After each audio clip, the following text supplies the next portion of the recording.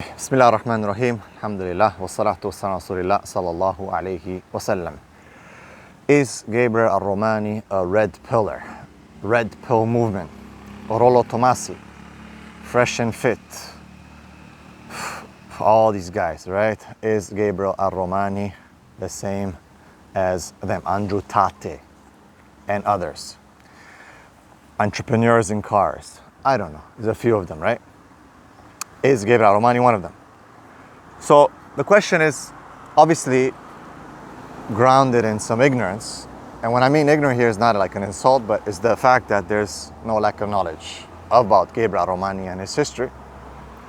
And the fact that he has made videos stating that he is totally against red pill. So obviously the people who are asking this question have not maybe seen the work that I've done for the past 17 years. Work that is grounded in a lot of ground clinical experience. Work that is grounded in working with young men, with young boys. Work that is grounded in community work, social work, counseling, life coaching, teaching, preaching. Work that is grounded in dealing with students and parents who are coming, who were coming, who will be coming to my office and saying, please help me with my son and even with my daughter. Mothers who bring their boys to our camps and say, please, for God's sake, make him a man. So obviously the question is ignorant, as if they don't know what's been happening, even though it's quite transparent and it's out there. The work is out there, but obviously people sometimes are selective in what they do. For what reason? I don't know. I'm not going to question their intentions. May Allah subhanahu wa ta'ala guide. But we'll just say it is just ignorance, as in they don't know what we're doing. So we invite them to obviously look a bit more into what we are doing, inshallah. So in many videos I've said I am no red pillar. And if anything, it should have made very clear sense when I had the debate with Brother Mahdi. And by the way, I still call him a brother. He is a Muslim. As much as people hate him and this and that, some people, not all, he has some support as well. Okay, I disagree with her brother. He's still a brother in Islam. I remind you that Aisha radiallahu anha had a civil war with Ali radiallahu anha. There was the battle of the camel and other battles. So please be careful when you just dismiss someone. Sometimes we just don't agree on certain things, no doubt about it. But we are still Muslims and brothers. I don't have that just khalas, done with this person, they're this, they're that, or to call them names or whatnot. I won't do that. But anything, it should be clear from my debate with him that not only do I not agree with red pill, but I'm against it. Now, some people will say you're Islamicizing this masculinity thing, alpha. Let's deal with the Muslim alpha man term first. So Muslim defines the term alpha. That's why I put it first. Muslim alpha man. Okay? There's no such thing, for example, as Islamic banks at the time of the Prophet ﷺ. But Muslim or Islamic banks now, the term Islam supposedly define banks. Whether they're halal or haram, that can be up for scrutiny. But you understand? So we're not preaching here the alpha man concept as the red pill theory preaches. We're preaching the term that defines or qualifies what we're trying to do is the word Muslim. And we keep proving from Quran and Sunnah what we mean. Some people say, yeah, but this kind of discourse has been around before you guys start talking. I disagree with that. That's first of all, there's no evidence for that. And by the way, sorry, let me give a disclaimer. I'm speaking for myself right now. I cannot speak for other brothers who I might be collaborating sometimes with, or having discussions, not even collaborating necessarily, having discussions on certain topics. The Prophet ﷺ himself had agreements and discussions and collaborations, for example, the Christians of Najran, with the mushrikeen, with the munafiqeen. There was non-Muslims who fought in his army, and he had treaties with the non-Muslims, the Christians, for example, at the border of the Roman Empire and others. Does that mean that he is agreeing with them or he's taking from them or anything like that? No. This is sheer ignorance when people try to accuse you, and it is a superficial look at what is done. I don't like to respond to people usually, but it's good to take some opportunities to teach people, with the intention to teach people so they can understand. Because people, as I read some of the comments, people say, I'm confused. And Islam is not about confusion. We are very clear as to what we say. So Allah subhanahu wa ta'ala tells us in the Quran, فَأْتُوا بُرْحَانَكُمْ إِن كُنْتُمْ صَادِقِينَ. Bring your proof if you are truthful. So we say, قال Allah, قال Rasul. In many of my videos, maybe not all, I cite my sources and I talk about the hadith and the incidents in the life of the Prophet ﷺ. So the Muslim alpha man term is just that, okay? Islam, submission, Quran and Sunnah defines any work. There are so many issues within the Muslim Ummah that have been pretty much due to the fact that we are in a new time. And the scholars have, of course, if you look at the Sharia and Usul al-Fiqh, can Islam innovate or look into or adapt terminology, even concepts from the non-Muslims, as long as they're within the frame, they're marked by the frame of the Sharia, of course. Now, someone who's never studied Usul al-Fiqh will say, oh, these guys are they're doing, or this person is doing, just Islamicizing the red pill theory, and they are Thomasine, and I don't know what, and labels, which are, of course, it's a very mature way to approach it.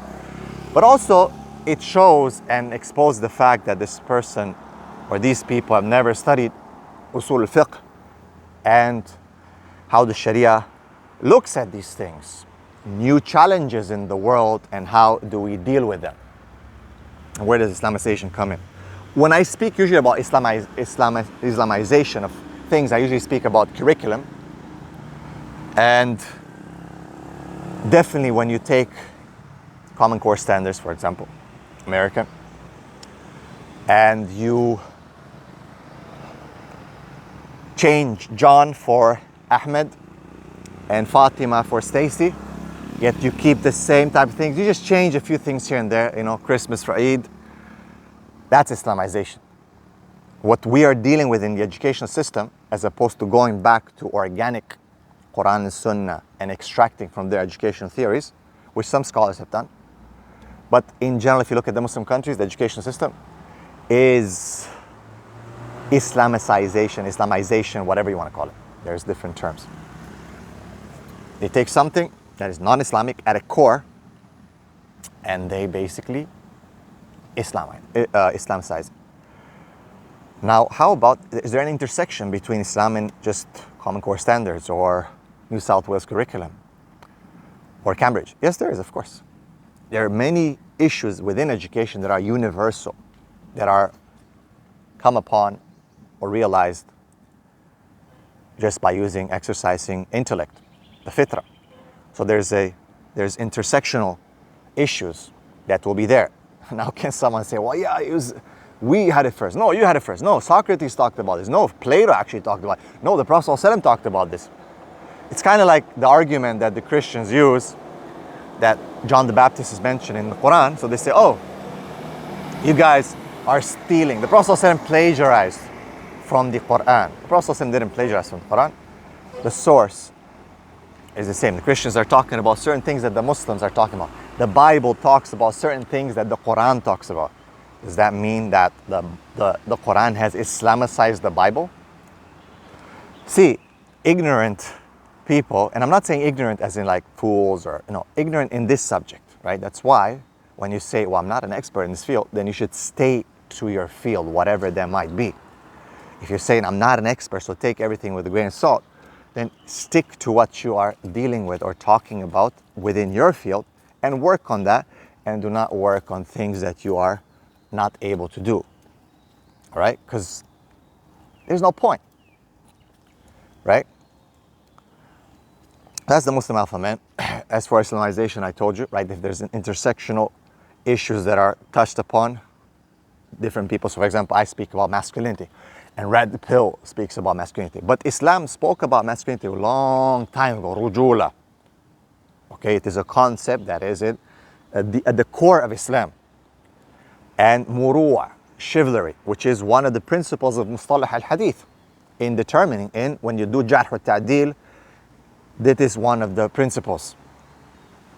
When you define the hadith, okay, ما جعلنا النبي صلى الله عليه وسلم قولا أو فعلا أو تقريرا, and so on, and you look at the definitions, you'll find one of the conditions is for accepting hadith is chivalry or manhood. And then someone can say, yeah, but the Greeks spoke about this before, therefore you are just Islamicizing it. Do you see the argument? I mean, you can keep going back. It doesn't make sense, all right? It doesn't make sense. An academic person will understand what we are talking about, what are the points that we're trying to say. However, someone who's targeting, and a lot of these criticisms have come after the Mufti Meng video. Yani may Allah protect and bless all our brothers who are doing dawah, that they come to the Quran Sunnah and they do it according to Islam, not to other things, inshallah, I mean. But people keep going back, and a lot of these people have come up now kind of making it their objective to to try to attack us, or they feel that make our life miserable, or they feel that if they reach out to people that we work with or email customer service or HR in our workplace, that somehow they will be able to show us, how dare you challenge Mufti Meng. And that's the concept that a lot of people have. I don't have any personal issues with anyone, but there was a point only. I didn't make my life dawah. If you look at all my videos, you can go to my YouTube videos back 15 years now. 15 years. Look at the sort, and you can sort by date. And if you can check how many times I picked on people. However, there are certain topics that we cannot ignore, and we have to discuss, no doubt about it. But some people are making their, you can say, their objectives now to like attack us. Well, you're welcome. You know what? Actually, the problem is people think that that's gonna hurt. It doesn't hurt, man. It only makes us stronger. Because we welcome criticism. That's what makes me stronger. I welcome criticism. I mean, that's how I assess myself. I look at these things and I say, maybe he has got a point.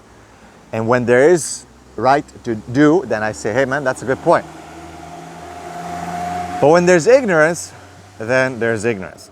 So, going back to the core of the question, is Gabriel Red Pill or no? I've refuted that. I made it very clear. People have taken things out of context, no doubt, but that's nothing new. That's one of the tricks in the book. People do it consciously or unconsciously. They do that. They're going to keep doing that. It doesn't bother me. It bothers only, and I'll address some issues when there are specific accusations that people can learn from, inshallah. So we will address those, such as slandering the Sahaba.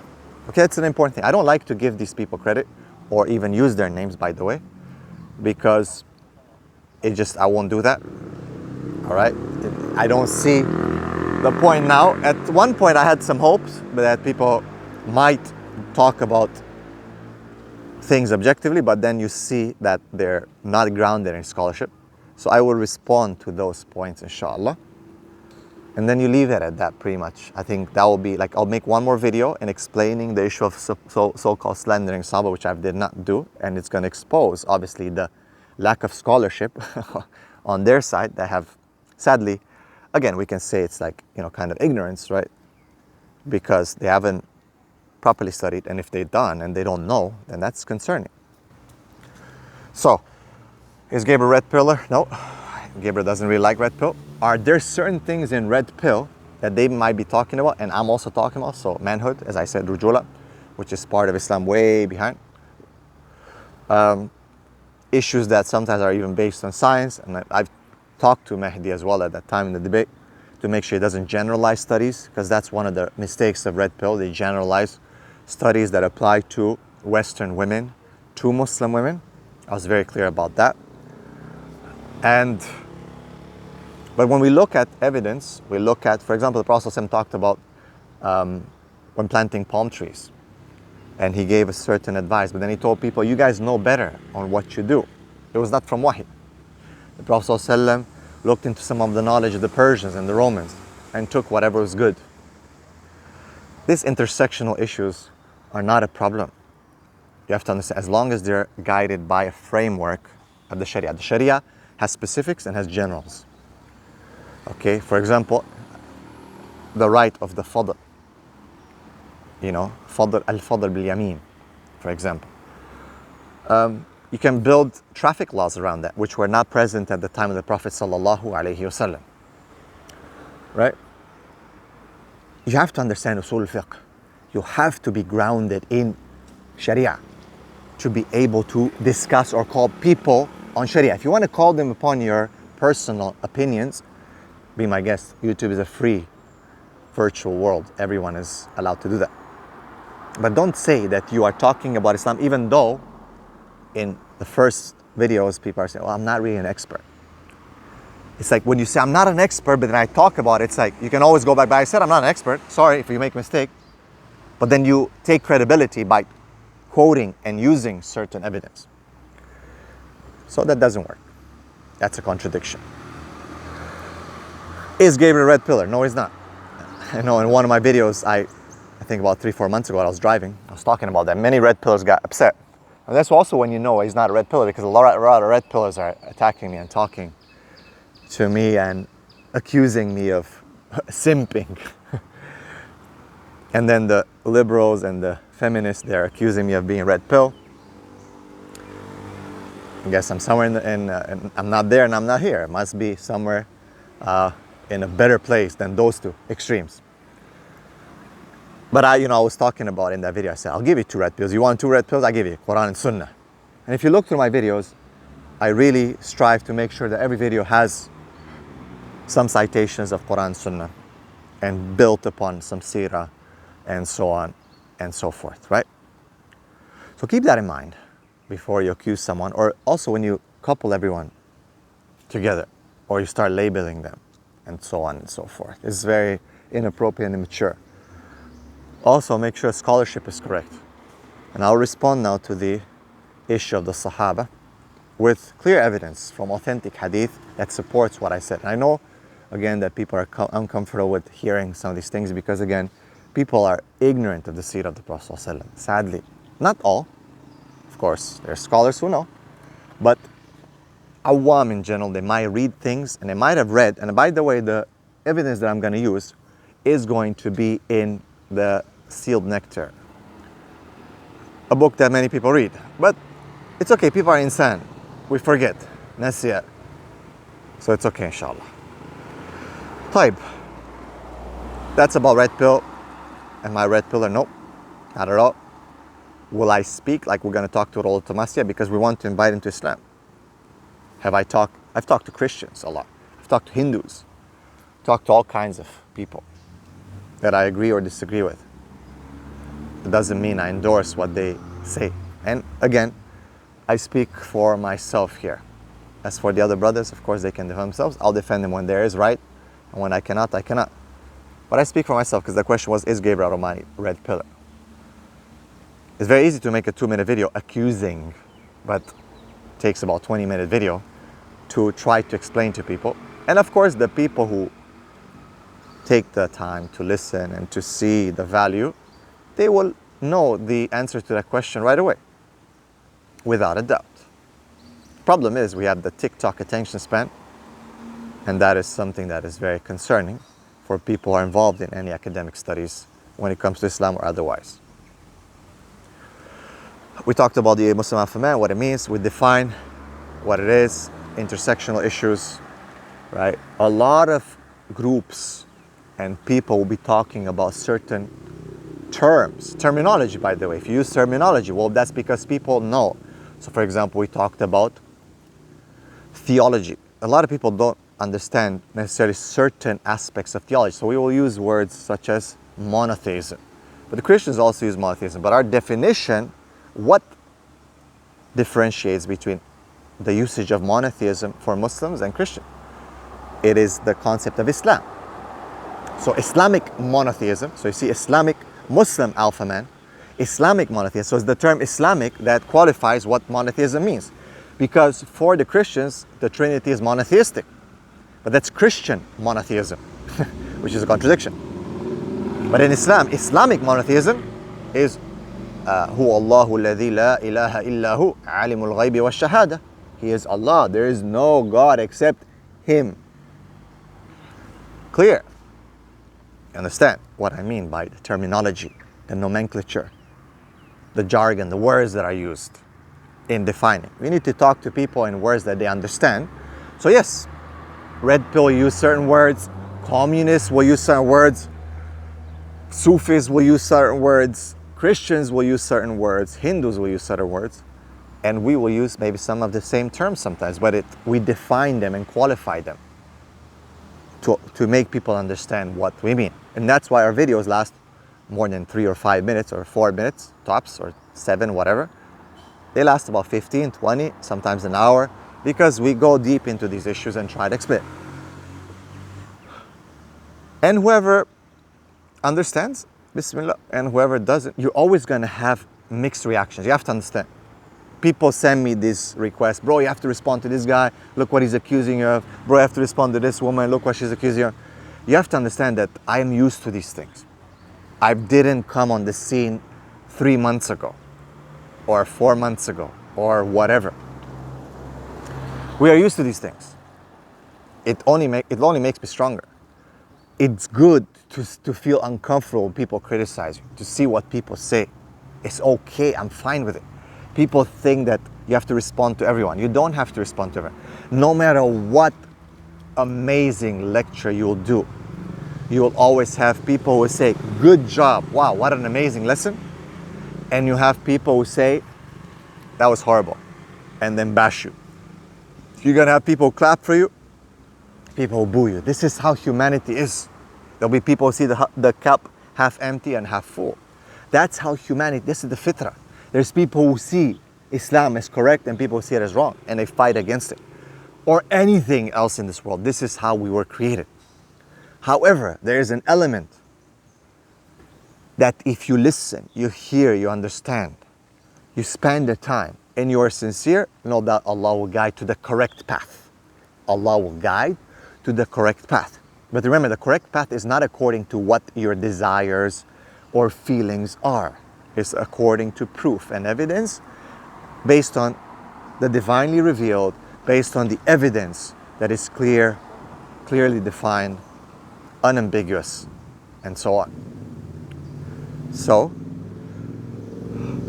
yes, we claim to have expertise in this field.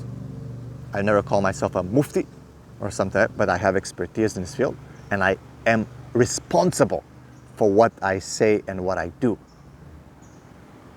Fully 100%. As for other people, when they come and say, I don't claim any expertise and I don't have the expertise, but then they start talking, and if you see, there's a connection between some of these brothers and sisters. And again, according to my little research, I'm not going to spend too much time on it because honestly, I don't have time. We have bigger problems in this ummah than having to respond to people who are trying to supposedly clarify what we mean and tell people what we understand and then question our intentions. I have other things. I got people who are on the verge of suicide. This morning I received some, news. I got issues that I have to deal with that I've been dealing with for a long time. If you look also at my videos and you line them up and you take a survey of how many videos are like attacking people only, how many videos are dealing with red pill content and philosophy, and you will see that you have no argument actually. Look at the titles that we are discussing and what people are uncomfortable with. We talk about abuse. We talk about marriage. We talk about rape. We talk about mental health. And yes, we talk about masculinity and the lack of masculinity. Oh, red pill, oh, flag.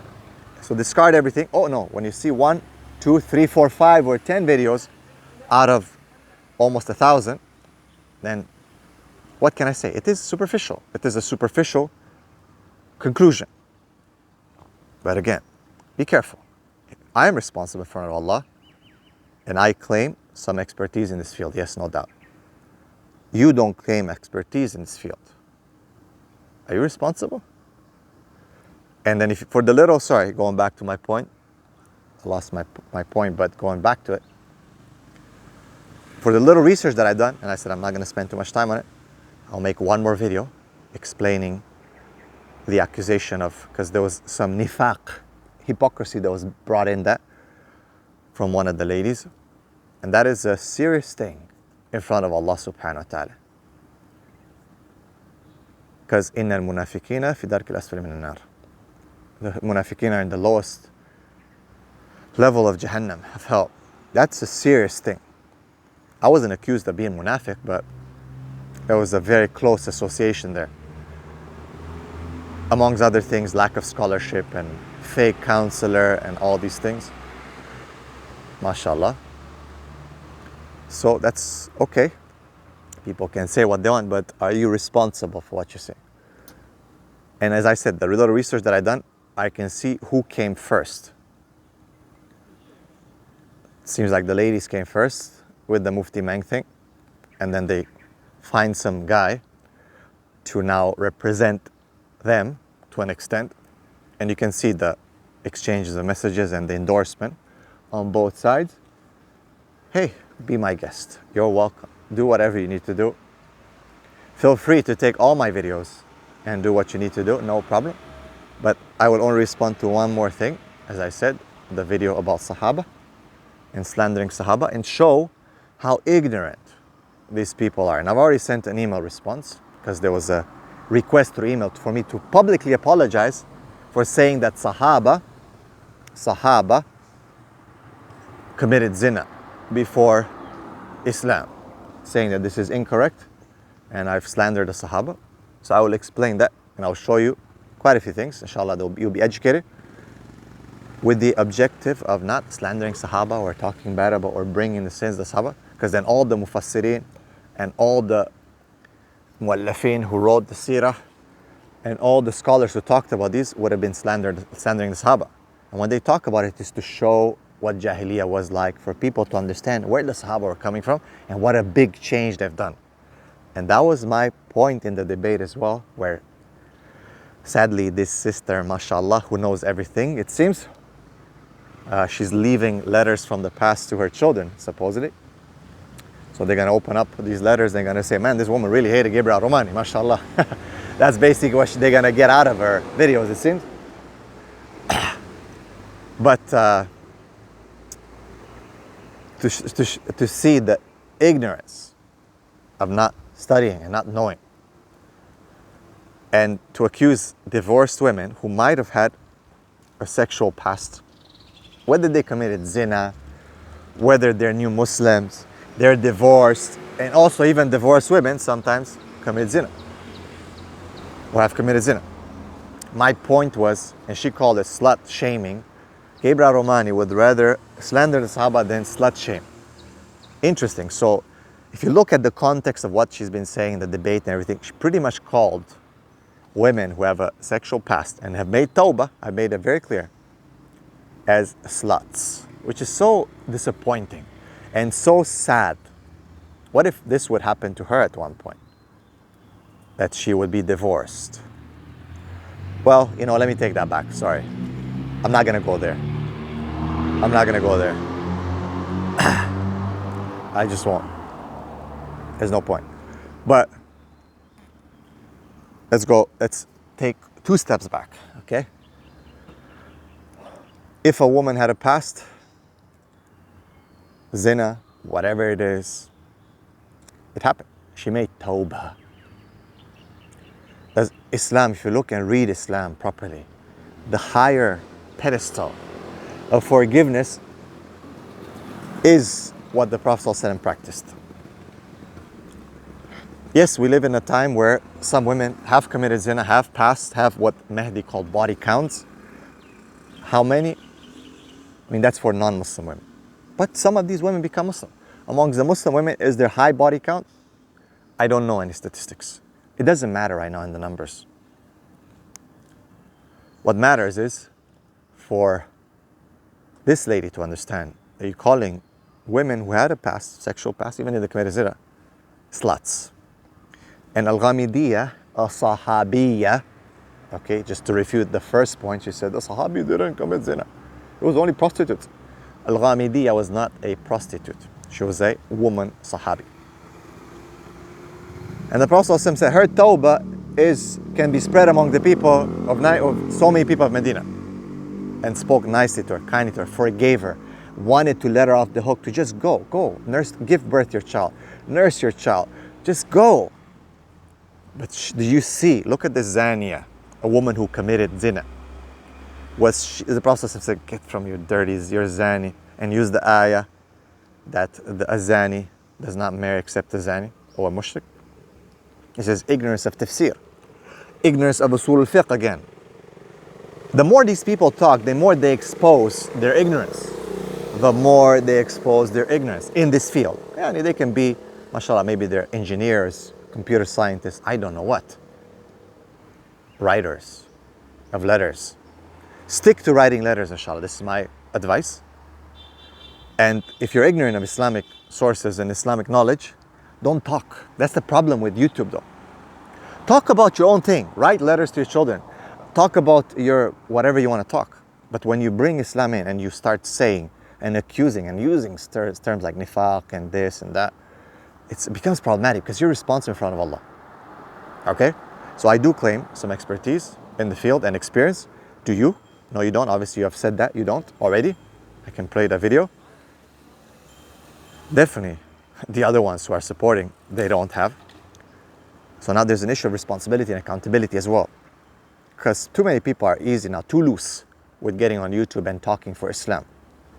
Without any endorsement, without any studies, without any kind of expertise in the field.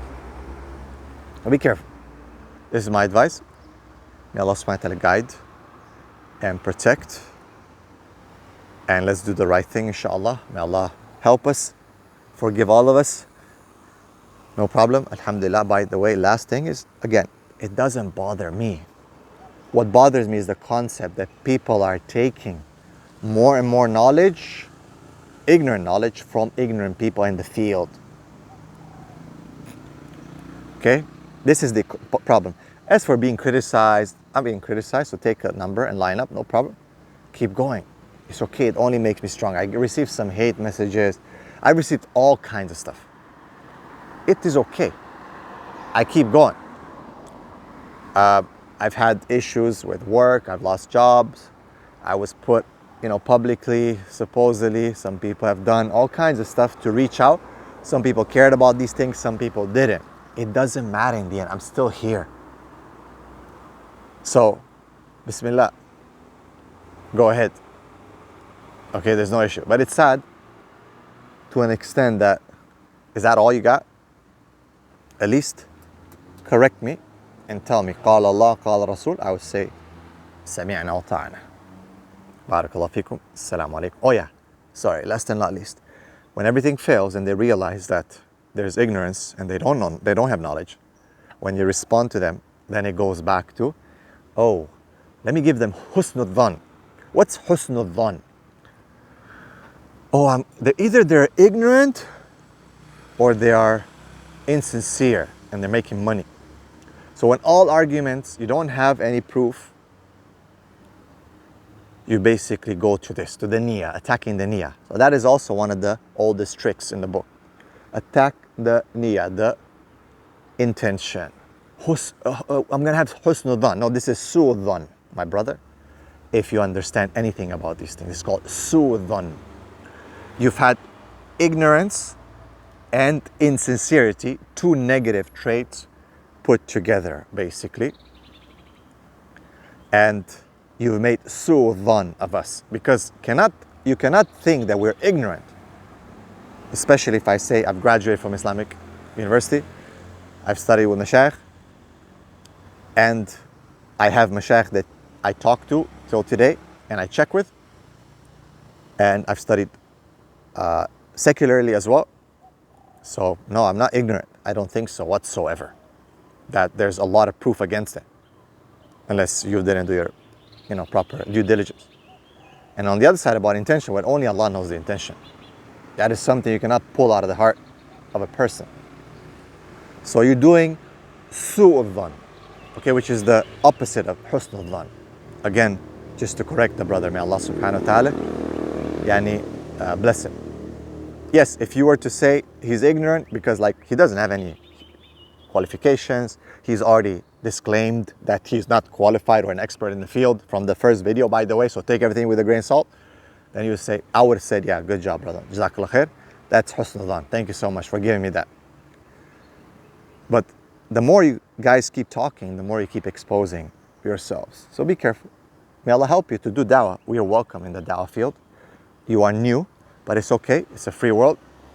You can focus on, there's many things. We need a lot of work, alhamdulillah. May Allah bless you. All right? So, jazakallah khair. Oh yeah. I can keep going, but I'm gonna go to the next video where I will be discussing the issue of the Sahaba. Assalamu alaikum wa rahmatullah.